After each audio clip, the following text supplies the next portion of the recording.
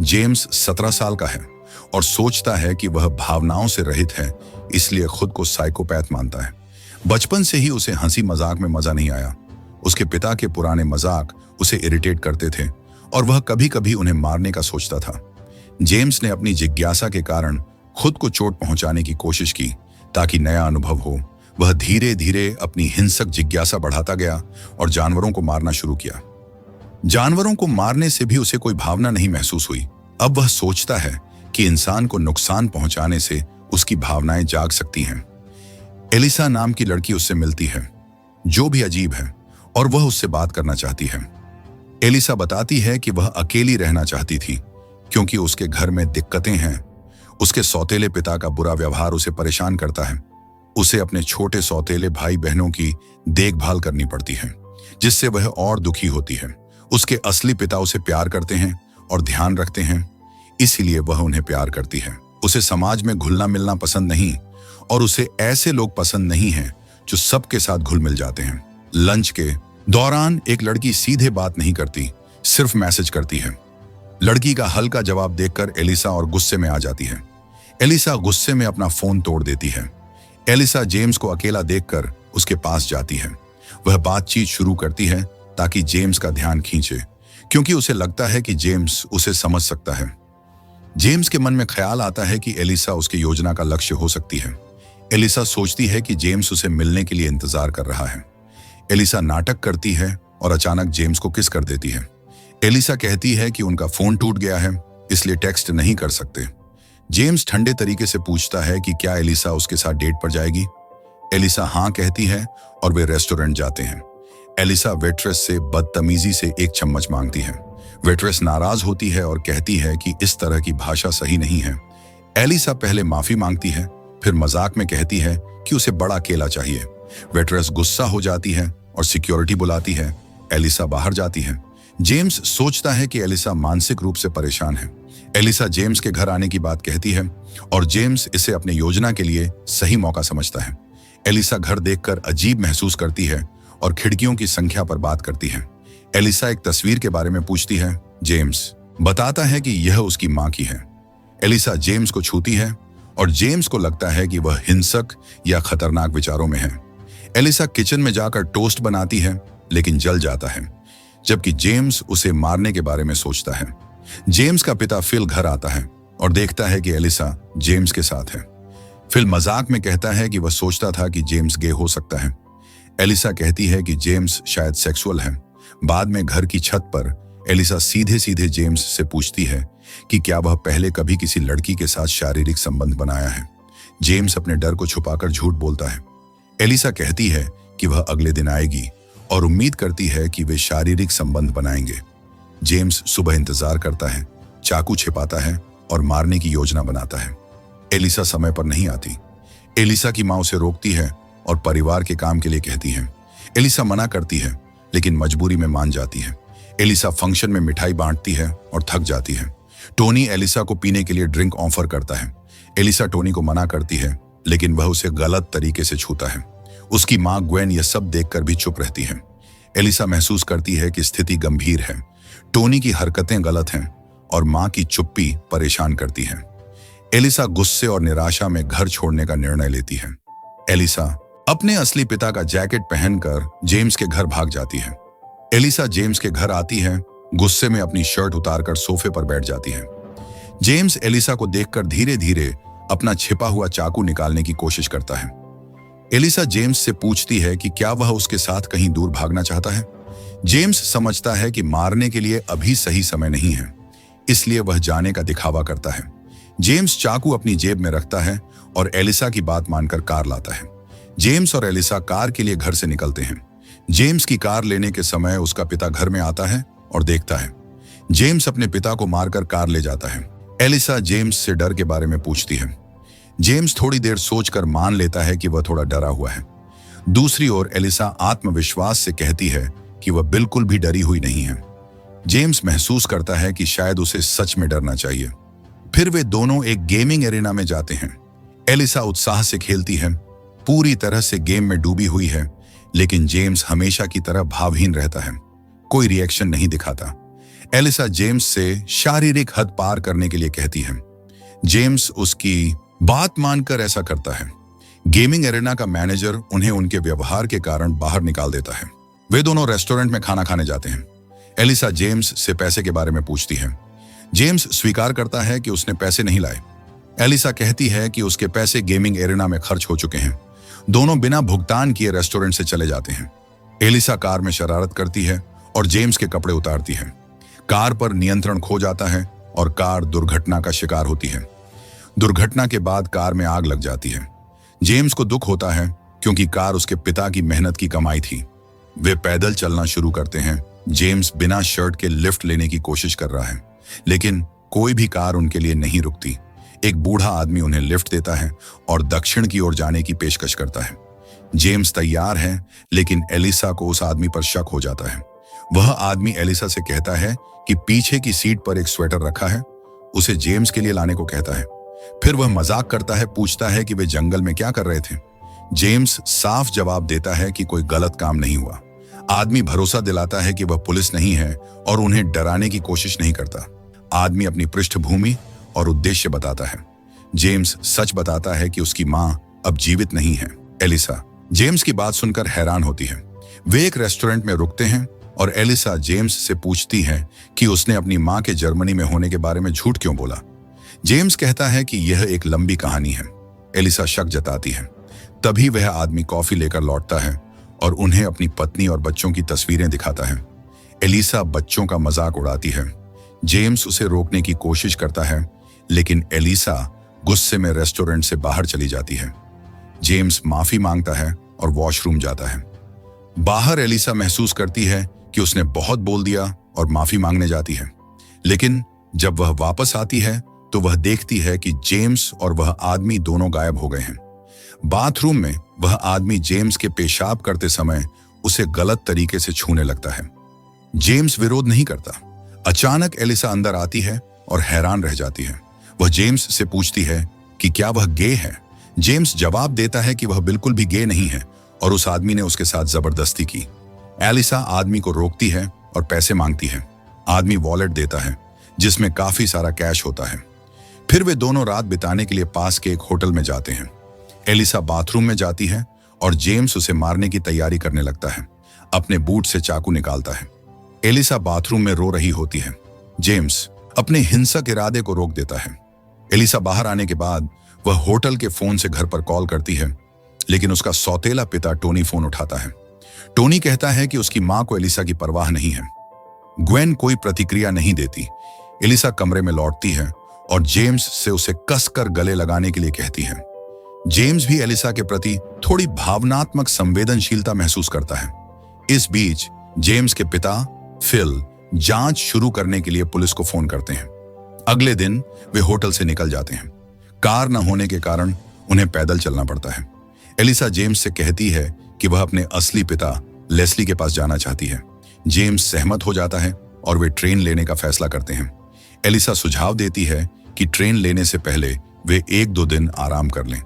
जब जेम्स पूछता है कि उन्हें कहां रुकना चाहिए, तो एलिसा का एकमात्र जवाब होता है कि चलते रहो। रास्ते में एलिसा को एक बड़ा खाली घर दिखता है। घर की हालत से साफ पता चलता है कि वहां लंबे समय से कोई नहीं रहता। वह सामने के गेट का शीशा तोड़ती है और अंदर घुस जाती है। जेम्स डरता है, लेकिन एलिसा उसे शांत रहने के लिए कहती है। अंदर उन्हें घर के मालिक की एक तस्वीर मिलती है और एलिसा उस पर अपनी च्युइंग गम चिपका देती है। दोनों पूल के पास बैठते हैं और आराम से खाना खाते हैं। माहौल को हल्का करने की कोशिश में एलिसा कुछ म्यूजिक बजाती है और नाचना शुरू कर देती है। शुरू में जेम्स हिचकिचाता है, लेकिन एलिसा के कुछ मनाने के बाद वह भी शामिल हो जाता है। जब एलिसा उससे इंटीमेट होने की कोशिश करती है, तो जेम्स घर के मालिक की तस्वीर की ओर इशारा करता है और कहता है कि वे ऐसा नहीं करें। बाहर वह एक काले आदमी से मिलती है जो खुद को टोयर बताता है। एलिसा को टोयर का नाम अजीब लगता है। वह बताता है कि असली नाम क्रिस्टोफर है, लेकिन वह टोयर कहलाना पसंद करता है। एलिसा को यह अच्छा लगता है और वह अचानक उसे किस कर लेती है, फिर उसे अपने साथ आने के लिए इनवाइट करती है। इस बीच जेम्स ऐसे इमोशंस महसूस करता है जो उसने पहले कभी महसूस नहीं किए थे। वह फूलों के साथ एलिसा का इंतजार करता है, लेकिन वह जल्द ही दूसरे आदमी के साथ लौट आती है। जेम्स पहली बार गहरी भावनात्मक पीड़ा महसूस करता है। दर्द के बावजूद उसे एलिसा के प्रति अजीब सा एहसान होता है। नीचे जेम्स अलग अलग दराजों में चीजें ढूंढना शुरू करता है और घर के मालिक की तस्वीरों को देखता है, जिनमें वह कई महिलाओं के साथ बर्बर काम करता दिखता है। ऊपर एलिसा टोयर के साथ इंटीमेट होने वाली होती है। तभी उसे जेम्स की याद आती है। वह रुक जाती है और टोयर को जाने के लिए कहती है। टोयर नाराज होकर घर छोड़ देता है। टोयर के जाने के बाद जेम्स एलिसा से मिलने ऊपर जाता है, लेकिन वह उसे अंदर नहीं आने देती। जेम्स बाहर इंतजार करता है। सोते समय उसे मारने का प्लान बनाता है। जब एलिसा सो जाती है, जेम्स चुपके से अंदर आता है, लेकिन उसे शांति से सोता देखकर दिल नरम पड़ जाता है। वह हिचकिचाता है और ऐसा नहीं करता। इसके बजाय वह उसके बगल में लेट जाता है और धीरे से उसका हाथ छूता है। जेम्स को लगता है कि अब उसके अंदर सच में फीलिंग्स जाग रही हैं। उसी समय घर का मालिक प्रोफेसर क्लाइव लौट आता है। उसे तुरंत एहसास होता है कि कोई अंदर घुसा है। वह तेज लोहे की रॉड पकड़ता है और चुपचाप ऊपर जाता है। जेम्स छिप जाता है। क्लाइव लाइट जलाता है और देखता है कि एक जवान लड़की उसके बिस्तर पर सो रही है। वह हवस में आकर उसे परेशान करने की कोशिश करता है, लेकिन दरवाजा बंद कर देता है। जेम्स अब और छिपा नहीं रह पाता।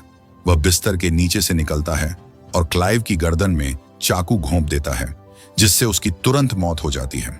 एलिसा भी उसके खून से लथपथ हो जाती है। एलिसा कहती है कि अब वे बहुत बड़ी मुसीबत में हैं, और जेम्स कहता है कि उसने ऐसा किया क्योंकि क्लाइव उन्हें नुकसान पहुंचा सकता था। एलिसा कहती है कि पुलिस इस पर विश्वास नहीं करेगी और उन्हें लाश को छिपाना होगा। वे घर में घूमकर सबूत मिटाने की कोशिश करते हैं। जेम्स सोचता है कि मारने के बाद वैसा महसूस नहीं हो रहा जैसा उसने सोचा था। एलिसा पूछती है कि उसे क्लाइव को मारना ही क्यों पड़ा। जेम्स जोर देकर बता रहा है कि क्लाइव ने लोगों को मारने वाला था, लेकिन उसने जेम्स की जान बचाई। जेम्स एलिसा को क्लाइव के अपराधों के सबूत दिखा रहा है। एलिसा चाहती है कि वे मृतक के पास देर न करें और तुरंत वहां से निकल जाएं। एलिसा पुराने कपड़े जला देती है, नए पहनती है और जेम्स को बताती है कि अब उन्हें अपने पिता के पास जाना चाहिए। जेम्स कहता है कि उसके कपड़ों पर खून है और उन्हें भी जलाना चाहिए। एलिसा इसे करने से इनकार करती है क्योंकि यह उसके पिता की जैकेट है। आखिरकार वे रेलवे स्टेशन पहुंच जाते हैं। एलिसा डरती है कि पुलिस पकड़ लेगी, इसलिए वे अपने रूप और पहचान बदलने की योजना बनाती है। एलिसा अपने बालों का रंग बदलती है और जेम्स के बाल भी काट देती है। दोनों नई पोशाकें पहनते हैं और ट्रेन आने तक इंतजार करते हैं। ट्रेन का इंतजार करते हुए एलिसा जेम्स से सवाल करती है कि चाकू उसने कहां से लिया। जेम्स उसके सवाल का जवाब नहीं देता। क्लाइव की मां घर आती है। उसकी लाश देखकर डर और दुख में चिल्लाती है और पुलिस को बुलाती है। पुलिस के 2 जासूस यूनिस और टेरी वहां आते हैं और जांच शुरू करते हैं। खोज के दौरान वे टोफर का वॉलेट बिस्तर के नीचे ढूंढते हैं। पुलिस टोफर को सवालों के लिए बुलाती है। टोफर रोते हुए कहता है कि उसने किसी से प्यार नहीं किया।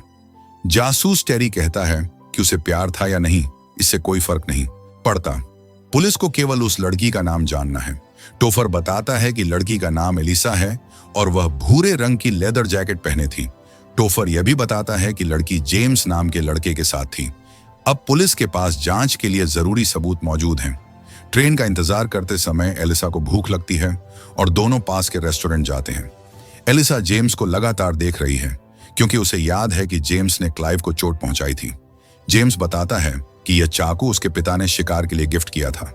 एलिसा अभी भी डरी हुई है और पूछती है कि कोई अपना चाकू क्यों रखेगा। जेम्स हाथ पकड़ता है, लेकिन एलिसा डर कर पीछे खींच लेती है और नहीं चाहती कि जेम्स उसे छुए। एलिसा बहाना बनाकर बाथरूम जाती है, लेकिन असल में खिड़की से भाग जाती है। एलिसा जेम्स को छोड़कर कहीं चली जाती है। जेम्स लंबे समय तक इंतजार करता है और समझता है कि एलिसा लौटकर नहीं आएगी। जेम्स पहली बार महसूस करता है कि उसके अंदर भी भावनाएं हैं। जेम्स समझता है कि उसके पिता अपनी पत्नी की मौत का दर्द छुपाने के लिए मजाक करते थे। दुखी और हताश जेम्स सड़क पर कुछ बदमाशों के पास जाकर कहता है कि वे उसे पीट दें। जब गुंडे मना करते हैं तो जेम्स उन्हें पैसे देता है ताकि वे उसे पीटें। जब जेम्स पिटाई सह लेता है तो उसे अपने अंदर की सच्चाई समझ में आती है। जेम्स को पता चलता है कि उसके अंदर प्यार और दुख जैसी भावनाएं भी हैं। एक पल की समझदारी में वह पुलिस को फोन करता है और उन्हें बताता है कि उसके पास एक मर्डर के बारे में जानकारी है। कहानी का दृश्य 11 साल पहले चला जाता है। छोटे जेम्स अपनी माँ से कहता है कि वह बत्तखों को देखने बाहर जाना चाहता है। जेम्स की माँ मानसिक रूप से परेशान है, लेकिन वह किसी झगड़े में नहीं है। किसी से झगड़ा नहीं होता, बस मन में भारीपन और दुख रहता है।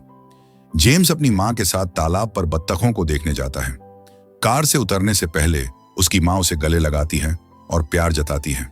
जेम्स को नहीं पता कि उसकी माँ आत्महत्या करने आई है।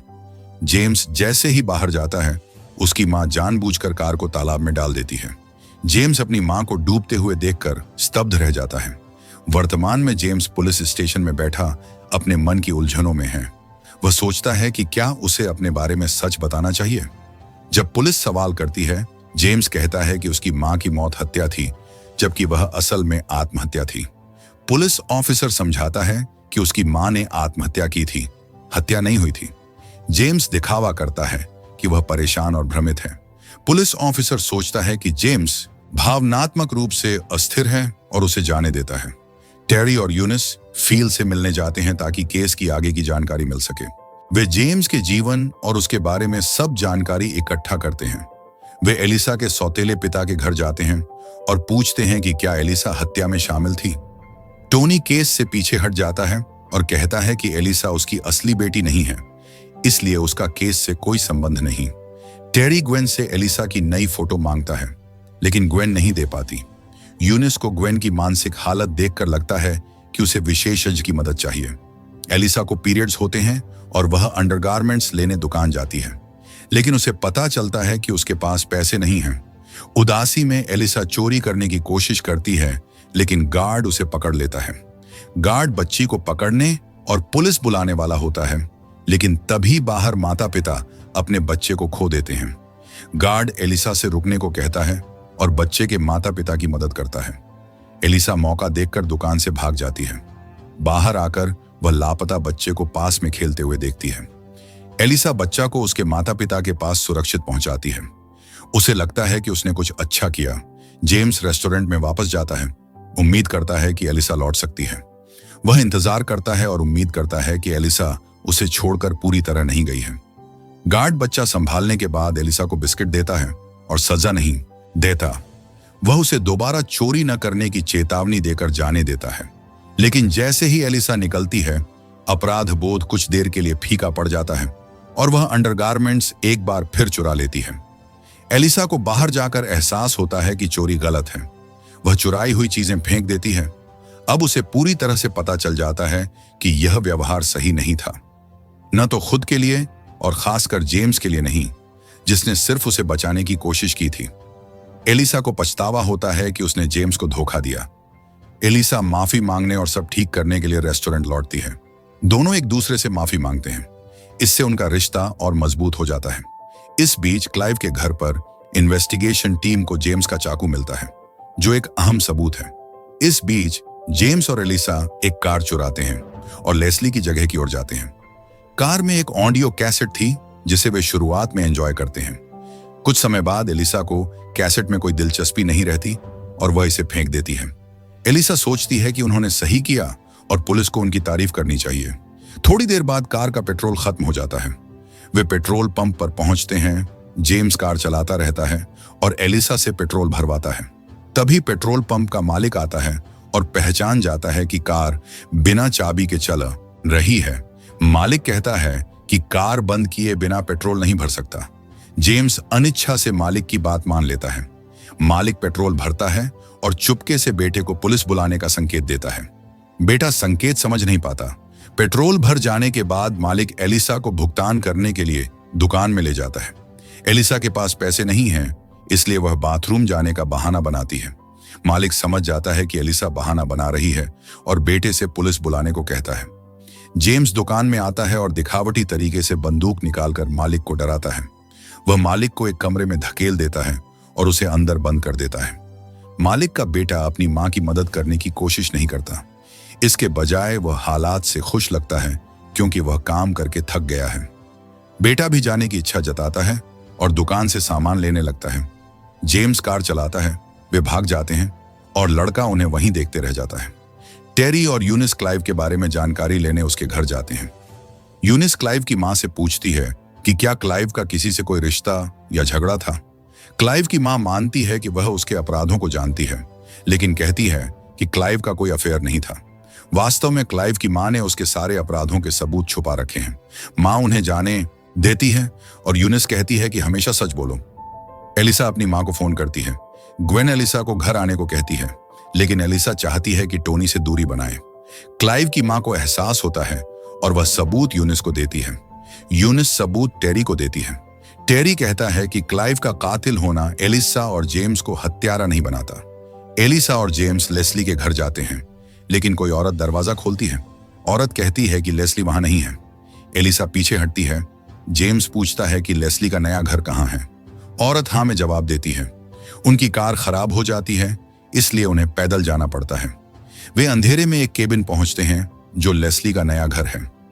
लेस्ली एलिसा को देखकर खुश होता है और गले लगाता है। वह शराब और ड्रग्स का आदी लगता है।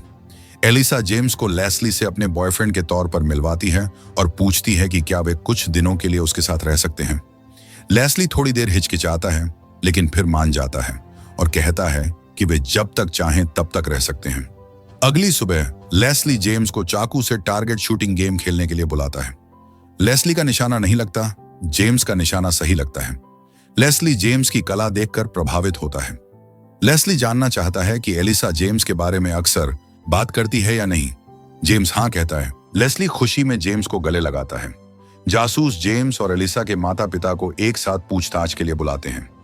एलिसा के माता पिता फील पर दोष डालने की कोशिश करते हैं। फील जेम्स का बचाव करता है, यह समझाते हुए कि बचपन में उसने अपनी मां को खुद को नुकसान पहुंचाते हुए देखा था, जिससे उसके दिमाग पर असर पड़ा। लेकिन वह जोर देकर कहता है कि जेम्स ऐसे गंभीर अपराध नहीं कर सकता। यूनिस को जेम्स और एलिसा पर दया आती है। बाद में जेम्स और एलिसा लेस्ली को ड्रग डीलिंग में शामिल होते हुए देखते हैं। जेम्स कहता है कि वहां रहना ठीक नहीं, लेकिन एलिसा कहती है कि वे सुरक्षित हैं। लेस्ली कहता है कि वह केवल अमीर और सरकार के खिलाफ लड़ रहा है। लेस्ली जेम्स और एलिसा को बार में ले जाता है ताकि माहौल हल्का हो। दूसरी तरफ इन्वेस्टिगेटर लेस्ली का पुराना घर ढूंढने में कामयाब हो जाते हैं। जब वे वहां रहने वाली महिला से लेस्ली के बारे में पूछते हैं तो वह उसे जानने से इनकार कर देती है। यह सुनकर टेरी चला जाता है, लेकिन यूनिस चुपके से उस महिला को अपना नंबर दे देती है, यह कहते हुए कि वह जेम्स और एलिसा दोनों को टेरी से बचाना चाहती है। इस बीच बार में एलिसा और लेस्ली साथ डांस करते हैं। एलिसा कहती है कि लेस्ली उसके जन्मदिन कभी नहीं भूला और कार्ड भेजता रहा। जेम्स उन्हें एक तरफ से देखता है और महसूस करने लगता है कि एलिसा उससे दूर हो रही है। जब वे पीते हैं, लेस्ली की पुरानी महिला आती है और उससे बात करने के लिए कहती है। पता चलता है कि लेस्ली का इस महिला से एक और बच्चा है। वह महिला लेस्ली से बच्चे के लिए नई यूनिफॉर्म और किताबें मांगती है और उस पर आरोप लगाती है कि जब पुलिस उसे ढूंढ रही थी तो वह छिपा हुआ था। एलिसा बच्चे को देखकर हैरान होती है और पूछती है कि लेस्ली उसका पिता है या नहीं। बच्चा कहता है हाँ। एलिसा को विश्वास नहीं होता। लेस्ली हालात से बचने की कोशिश करता है, लेकिन आखिरकार गुस्से में बार से बाहर निकल जाता है। घबराहट में वह अपनी कार स्टार्ट करता है और गलती से एक कुत्ते को कुचल देता है। एलिसा और जेम्स हालांकि अनिच्छुक थे, लेकिन कुत्ते को आराम देने के लिए मजबूर हो जाते हैं क्योंकि वह बहुत दर्द में था। बाद में अपनी केबिन में लेस्ली ड्रग्स लेना शुरू कर देता है। टीवी पर खबरें देखते हुए उसे पता चलता है कि जो भी जेम्स और एलिसा को पकड़ेगा उसे इनाम मिलेगा। यह ऑफर देखकर उसे लालच आ जाता है। एलिसा और जेम्स कुत्ते को समुद्र तट पर दफनाते हैं। एलिसा को प्रोफेसर क्लाइव की घटना याद आती है और डर जाती है। वह जेम्स से कहती है कि वे यह किसी और समय कर सकते हैं। इस बीच यूनिस को लेस्ली की गर्लफ्रेंड से उसके ठिकाने के बारे में टिप मिलती है और टेरी को बिना बताए वह सीधे लेस्ली की केबिन की ओर चली जाती है। सुबह जेम्स और एलिसा समुद्र तट पर उठते हैं। एलिसा सुझाव देती है कि उन्हें लेस्ली की नाव में बैठकर दुनिया के सबसे दूर कोने में जाकर नई जिंदगी शुरू करनी चाहिए। जेम्स मान जाता है और दोनों नाव की चाबियां लेने लेस्ली के केबिन की ओर जाते हैं। यूनिस दूर से केबिन देख रही है। दूसरी तरफ टेरी जानता है कि यूनिस अकेले जांच कर रही है। टेरी यूनिस को मैसेज भेजती है और चेतावनी देती है कि अगर वह अकेले यह सब कर रही है तो यह बड़ी गलती होगी। जेम्स और एलिसा केबिन में जाते हैं। लेस्ली कुत्ते की मौत पर हंसता है, लेकिन माफी मांगता है। जब एलिसा नाव की चाबियां मांगती है तो लेस्ली मना कर देता है और कहता है कि उसने पता है कि उन्होंने किसी को मारा है और उन पर इनाम रखा गया है। लेस्ली वादा करता है कि वह कुछ नहीं बताएगा और उनकी सुरक्षा करेगा। हालांकि एलिसा कहती है कि उसे उसके वादों के बारे में सब पता है। लेस्ली एलिसा को डांटता है, लेकिन जेम्स बीच में आकर उसे कहता है कि वह उससे इस तरह बात न करे। तनाव बढ़ जाता है, लेकिन लेस्ली चाय बनाने का ऑफर देकर बात बदलने की कोशिश करता है। ऐसा करने का नाटक करते हुए वह चुपके से पुलिस को फोन करता है और अपना फोन छिपा देता है। फिर वह कहता है कि दूध खत्म हो गया है और बिस्किट ऑफर करता है और एलिसा के बगल में बैठ जाता है। लेस्ली एलिसा से अपने दूसरे बेटे के बारे में न बताने के लिए माफी मांगता है, ये समझाते हुए कि वह बहुत शर्मिंदा था। वह उसे बताता है कि वह उसका पिता है और वह उसे कुछ भी बता सकती है। भावनाओं से अभिभूत होकर एलिसा कबूल करती है कि उन्होंने एक आदमी को मार डाला क्योंकि उसने उस पर हमला करने की कोशिश की थी। जेम्स को लगता है कि कुछ गलत हो रहा है। जेम्स बंदूक उठाता है, फोन खोजता है और एलिसा को बताता है कि लेस्ली ने पुलिस को बुलाया। जब एलिसा को पैसे के लिए लेस्ली के धोखे के बारे में पता चलता है तो वह एक चाकू उठाती है और उसे जांघ में मार देती है। उसी पल यूनिस अंदर आती है और देखकर हैरान होती है। जेम्स के पास बंदूक है, चाकू लेस्ली की जांघ में है। इस बीच टेरी उनकी लोकेशन का पता लगा लेती है और पूरी पुलिस फोर्स के साथ वहां पहुंच जाती है। दूसरी ओर यूनिस उन दोनों को समझाने की कोशिश करती है कि वह यहां उनकी मदद करने आई है, पुलिस की नहीं। वह जेम्स को जन्मदिन की बधाई देती है और बताती है कि आज वह 18 साल का हो गया है। एलिसा हैरान होती है और कहती है कि जेम्स को पहले बताना चाहिए था। लेस्ली बीच में आता है और कहता है कि यूनिस की बात मत सुनो। एलिसा कहती है कि यह अजीब है कि लेस्ली ने खुद पुलिस को बुलाया। लेस्ली बताता है कि उसने ऐसा उन्हें मुसीबत में पड़ने से बचाने के लिए किया था। एलिसा गुस्से में लेस्ली के पैर में लात मारती है। फिर वह कहती है कि अगर वह अपने बच्चों की ठीक से परवरिश नहीं कर सकता तो उसे उन्हें जन्म नहीं देना चाहिए था। एलिसा लेस्ली से पूछती है कि उसने सच में इतने सालों तक जन्मदिन के कार्ड भेजे थे या उसकी मां ग्वेन ने लिखे थे। लेस्ली कहता है कि कार्ड उसकी मां ग्वेन ने लिखे थे। यह सुनकर एलिसा का दिल टूट जाता है, क्योंकि जिस इंसान को वह पिता जैसा मानती थी वही उसका दुश्मन निकला। लेस्ली समझाने की कोशिश करता है, लेकिन एलिसा उसे चुप रहने को कहती है। फिर एलिसा यूनिस से पूछती है कि अगर वे सरेंडर कर दें तो क्या उन्हें जुवेनाइल सेंटर में रखा जाएगा और क्या वे साथ रह पाएंगे। यूनिस कहती है कि यह मुश्किल है। एलिसा माफी मांगती है और फिर यूनिस के सिर पर मारकर उसे बेहोश कर देती है। जेम्स नाव की चाबियां लेता है और दोनों नाव की तरफ भागते हैं। जैसे ही वे बीच पर पहुंचते हैं, जेम्स एलिसा से कहता है कि उसे पुलिस को बताना चाहिए कि उसने उसे किडनैप किया था ताकि वह आजाद हो सके और उसके साथ कुछ न हो। हालांकि एलिसा मना कर देती है और जोर देती है कि उन्हें साथ भाग जाना चाहिए। जेम्स माफी मांगता है, लेकिन फिर निराशा में वह एलिसा के सिर पर मारकर उसे बेहोश करके किनारे की तरफ भाग जाता है। पुलिस समय पर आती है और एलिसा को पकड़ लेती है। फिर पुलिस जेम्स पर गोलियां चलाती है।